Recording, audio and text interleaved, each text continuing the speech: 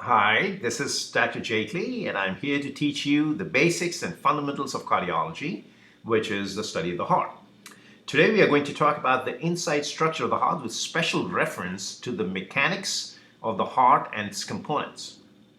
Now remember, the heart is just a pump circulating blood, carrying oxygen and nutrients throughout the body so humans can carry out the normal functions.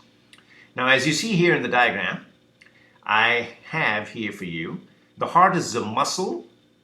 Imagine a muscle with 4 cavities in it. Okay, that means there are 4 chambers obviously. So 2 small chambers on the top and 2 larger chambers at the bottom. The right side and the left side. The right side chambers are connected through a door, and that's a valve which opens in one direction, just like your door in your house. And similarly, the left side is connected with a door with a valve opening on this side only. Now, as the squeeze or the contraction, we call it, the contraction of the 2 chambers at the top begins, because that's where the cardiac cycle begins. When these 2 chambers start contracting, in other words, become smaller and smaller and smaller and smaller, the blood evidently will flow through these valves and empty and fill up into these empty ventricles. Once it starts filling up to the capacity, these 2 that have emptied out will begin to relax. In other words, they'll come back to the original size.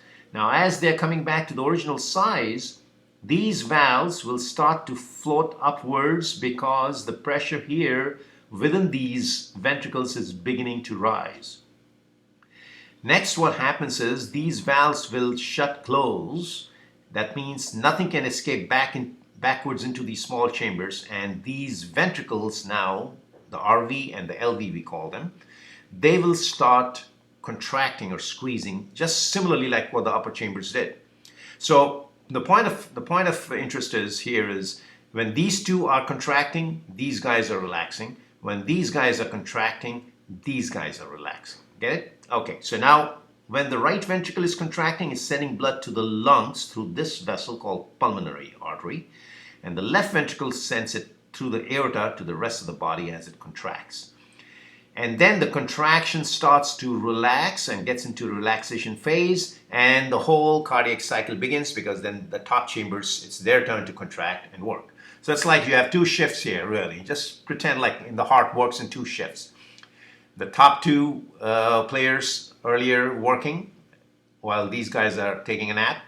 And as these start to fill up into these ventricles here, you will notice that these will start to work while the top 2 guys will go away and take a nap. So it's a very concerted way, in a concerted way, that the heart functions so that the emptying and the filling of process continues over and over again throughout the day. Now normally the heart beats about 60 to 70 times a minute, just FYI, and therefore it should beat about 100,000 times in 24 hours, or close to it, roughly, non-stop.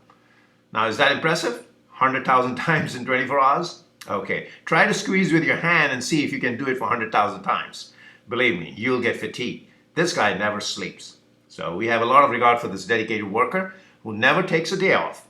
Well, more interesting facts in my later talks. Hope you enjoyed this segment. Thank you for your attention, and see you having more fun later in my next few talks. Goodbye.